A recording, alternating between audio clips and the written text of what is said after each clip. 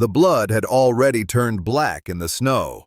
It had that color, the one only winter and war seemed to share. James stood there, the wind clawing at the hood of his parka, the rifle slung across his back like a ghost of habits he'd tried to bury. He hadn't meant to stop. He hadn't meant to care. But the sound, the smallest, most broken sound, cut through the storm the way only pain knows how. He turned. Between the rocks, half covered by drifted snow, something moved. Something alive. For a moment, his body forgot the difference between then and now.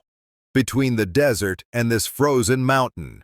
Between that soldier who dragged bleeding men from wreckage and the man who swore he'd never do it again. The sound came again, a whine, sharp and fading like breath on glass. James knelt, his knees cracked against the ice. Under his glove, the snow gave way to fur, matted, cold, but still rising and falling. The thing was small, black as gun oil, tangled in a coil of broken wire. He should have walked away. He'd told himself enough times. You can't save what the world decides to lose. But when the tiny chest lifted, weak and defiant, something in him, the part the war didn't kill, answered.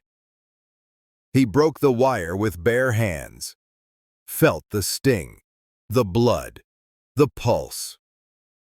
And as he lifted the small body into his arms, the snow took back the sound, the wind took back the silence, and James Ward, the man who once carried dying friends from fire, found himself carrying life again. He didn't know it yet, but what he had found in that storm would one day pull him back from a darker one. Inside, the cabin took the cold out of his bones 1 degree at a time. He fed the stove and opened the front of his coat. The bundle fit against his chest like a second heart. The fur under his palm was black enough to swallow the lantern's light. He warmed water, mixed powdered milk, and fed the creature drop by drop. When the eyes opened, barely. They weren't blue, not yet any color at all. But they looked at him. They saw him. He smiled without meaning to. "Cole," he said softly, "that's your name. Puzzle, 2 weeks." That's how long it took for the snow to harden on the roof and for the little creature to learn that warmth could mean safety. James had kept count without meaning to, each day a small mark on the inside of the pantry door. Not for survival this time, but for something quieter. Progress.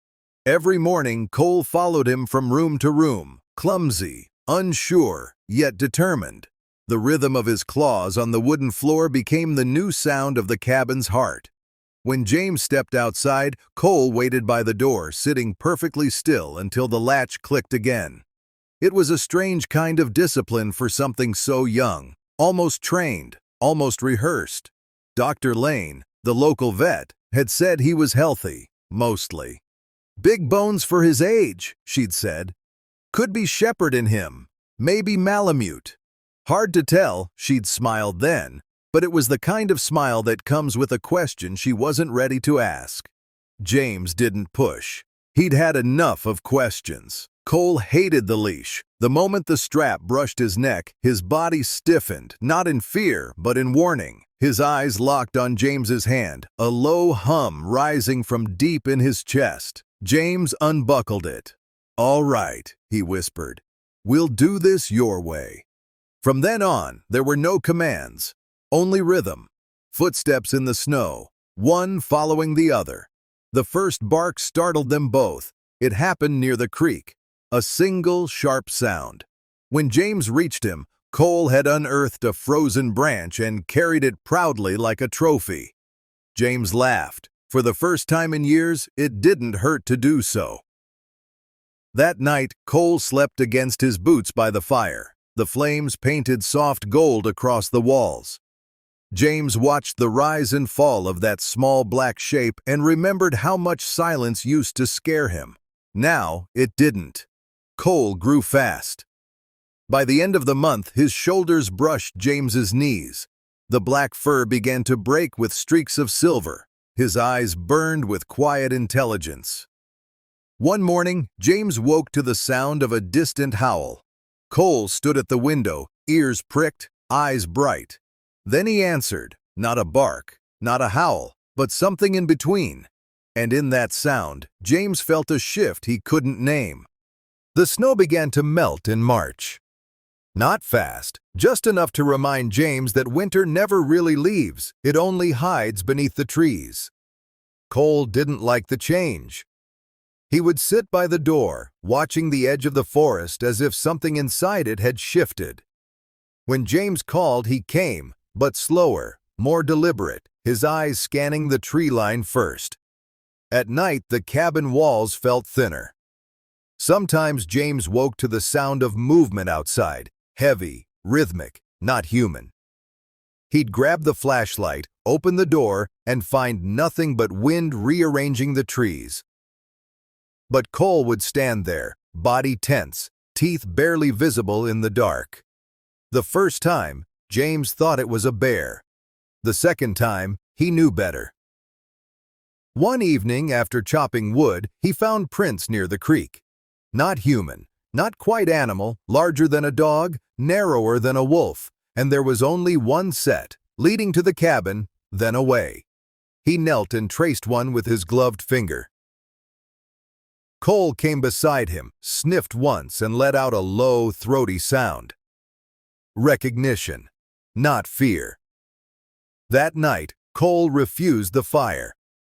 He lay by the door instead, watching. A week later, Dr. Lane called. Her tone was calm in the way that means the opposite. James, the warden spotted a wolf hybrid near your area. They're setting traps. Keep your dog close. He almost said, maybe he's the one keeping me close, but he only thanked her and hung up. By April, Cole wasn't a puppy anymore. He moved like something that belonged to a larger world. His meals doubled, his sleep halved. Once James found him standing over a dead deer, untouched but claimed.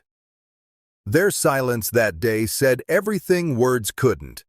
He told himself it was instinct, not danger. That love doesn't erase what nature writes into bone. But one night, during a storm, Cole stood at the window again, not looking out, but at him. And in those gold eyes, James saw something both familiar and foreign. Not hatred, not wildness. Just a quiet question. Why am I still here? The next morning, the leash still hung by the door. James took it down, turned it in his hands. Just for the road, he said softly. Cole didn't move. When James reached out, the animal stepped back, silent, distant. James dropped the leash. All right, I get it. He didn't try again. That evening, as the sun drowned behind the ridge, Cole walked to the edge of the forest and stopped. He looked back once, long enough for light to catch the silver in his coat, and then he was gone. Not running, not afraid, just gone. James waited until the stars came and the cold claimed his hands again. He told himself wild things leave, but deep down, he knew something else had gone with him. 3 days later, before dawn, a sound woke him. A growl, low and guttural, just outside the door. James opened it to find Cole, fur bristled, breath steaming, eyes fixed on the trees. 2 gray shapes moved in the dark, wolves. Cole didn't back away. He stepped forward. The wolves paused, watching, then slipped back into the forest. Cole didn't chase. He just stood there, snow melting under his paws. James knelt. Easy, boy, he said. And for the first time he saw it clearly. The wild wasn't something to fear. It was something that had chosen him. We'll figure it out, he whispered, together. And for that night, the wild stayed close enough to believe him. It happened on a gray morning that looked like any other. James was stacking firewood when a truck appeared on the road. 2 men stepped out, uniforms, badges, authority. Behind them, Dr. Lane. James Ward? He nodded. Officer Grant. the taller man said. Wildlife control. We've had reports of a large hybrid near the creek. Dangerous behavior. James frowned. He's not dangerous. Grant held up a photo. Blurry, zoomed in. Cole, eyes mid-glow. That's not what this looks like, James said quietly. Dr. Lane's voice came next, gentle but firm. James, if he's a wolf dog, you can't keep him. It's against state law. James met her gaze. The state wasn't there when I pulled him from the snow. Grant stayed silent for a long time, then said, "Where is he now?" "Out there. He comes and goes." "Then we'll need to set traps," Grant said. James stepped forward. "You do that, you'll catch me first." Grant studied the man, saw the steadiness in his eyes, the kind forged by war. "I'll give you a week," he said finally. "After that, I report it." They left. Dr. Lane lingered. "He's not your enemy, James." "I know," he said. "He's just doing his job." So am I. That night, James couldn't sleep. At 3 a.m., a sound split the quiet. A yelp from the creek. He ran. The flashlight beam caught fur, snow, blood. Cole was caught in a metal trap. Grant's. "Jesus, no." Cole didn't struggle. He just looked at James, calm, waiting. James pried the jaws open, cutting his hands on the steel. When the trap released, Cole collapsed into his arms. The blood steamed in the cold. James pressed his hand over it. "Stay with me, buddy. Please stay." He carried him home. By sunrise, the cabin smelled of iron and smoke. Cole lay on the floor, breathing shallow. James stitched what he could. Then, headlights cut through the window. They were back. Dr. Lane rushed in first, Grant behind her with a gun. "He's hurt," James said. "Trap caught him." Grant lowered the weapon. "You should have called." "I freed him," James snapped. Dr. Lane knelt beside the animal. "He needs a clinic, now." James shook his head. "You take him. They'll put him down." "James," she said softly, "you can't save him from what he is." Cole moved weakly, pressing his muzzle into James's palm, and that small gesture broke him. Grant holstered the gun. "All right," he said. "Temporary custody. We'll take him together." The ride to town was silent. Cole's breath rasped softly in the back seat. At the clinic, they worked for hours. When it was done, Dr. Lane came out. "He'll live," she said, "but he can't stay." James nodded. "I know."